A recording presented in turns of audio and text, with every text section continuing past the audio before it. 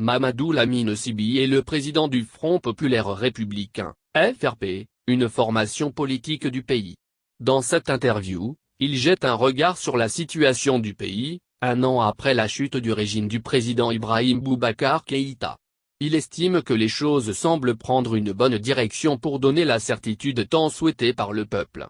Et que la loge qui contrôlait le vrai pouvoir sous Ib Keïta aboie et semble se préparer méthodiquement et discrètement pour faire échec au déroulement normal des choses. Lisez plutôt l'entretien. Le Challenger, le régime démocratiquement élu du président Ibrahim Boubacar Keïta a été renversé le 18 août 2020, par un coup d'État. De cette date à nos jours, quel constat faites-vous de la situation du pays ?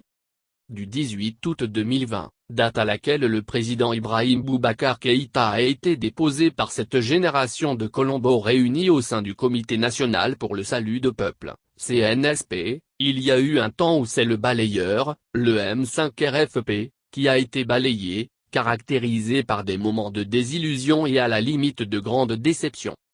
Le CNSP, certainement sur conseil de gens de grands réseaux tapis dans l'ombre a récupéré la lutte de M5 RFP tout en retournant cette même lutte contre lui. Nous avons donc passé un moment avec un gouvernement qui ne reflétait pas tout l'historique dynamique de changement envié par le peuple malien au travers du M5 RFP. Mais, comme vous le savez, il y a un adage qui dit qui trahit sera trahi . Ainsi, le CNSP lui-même a fini par comprendre finalement que ceux qui les avaient conseillés de trahir le M5 RFP, ne sont en fait que de bien malignes gens qui ne pensent qu'à détruire tout le monde pour maintenir l'establishment et pérenniser le système qui est le leur.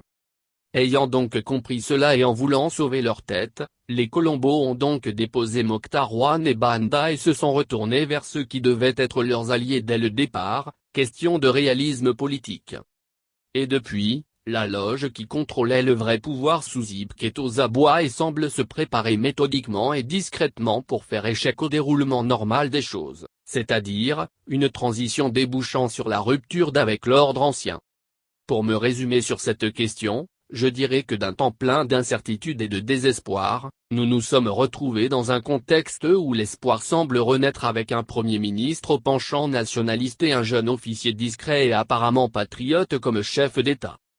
Selon vous, au stade actuel de la situation du Mali, peut-on espérer le changement auquel le peuple aspire ? Comme je le disais en conclusion sur la question précédente, l'espoir semble renaître parce qu'on semble comprendre que les solutions deviennent maliennes. Toute chose que nous demandions depuis longtemps. Les politiques sont divisées entre prolongation de la transition et la tenue des élections à date indiquée. Quelles propositions faites-vous ?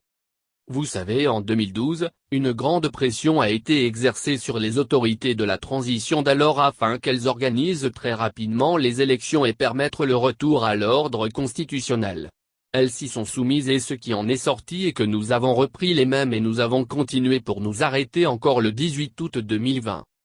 Donc, au regard de la nature structurelle des crises que nous connaissons, il n'est pas conseillé de faire plaisir à un idéalisme ou hypocrisie, j'allais dire, que l'on sait contre-productive. Donnons-nous le temps de repenser le contrat social. D'autres l'ont fait à des moments critiques de leur histoire. Je ne citerai pas d'exemple, vous en savez assez. Après une courte durée de la transition, le M5 RFP a fini par prendre la primature. Quels commentaires faites-vous ? Je l'ai dit supra, c'est de l'espoir parce que, c'est le M5 qui a créé la dynamique du changement, qu'on dise.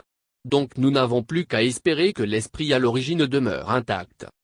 Selon vous, par où devrait commencer le changement espéré par le peuple ?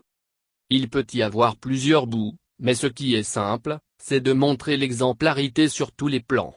Les responsables actuels en charge de la transition doivent être les plus irréprochables d'entre nous pour qu'on arrive à redonner confiance dans les institutions.